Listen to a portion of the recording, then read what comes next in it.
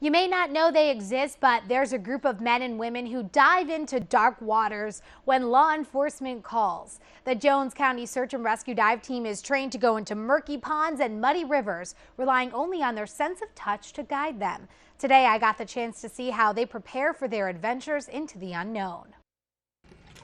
When rescues turn into recoveries, Jones County Fire Assistant Chief Bill Wright tells his men and women to remember one thing. It's just to stay calm, don't panic in the dark water, and keep your mind on what you train for, and it usually turns out okay. There's 12 volunteer firefighters who make up the rescue dive team.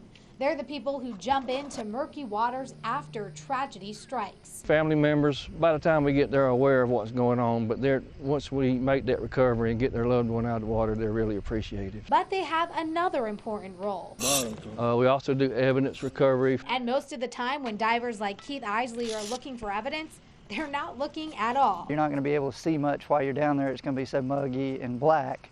So you got to feel around, see where you're at, keep conscious of where you're at and not freak out, basically. That's why communication is key. The primary diver is connected to the line tender. The lines coming out that we can basically speak to the people that's in the boats above us.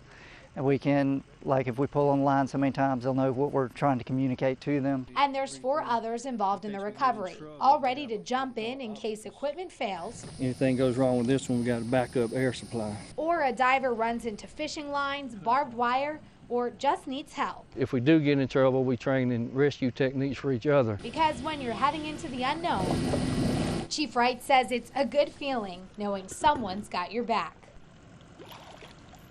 Chief Wright says the team trains several times a year to make sure they keep their skill set fresh and know exactly what to do on a dive.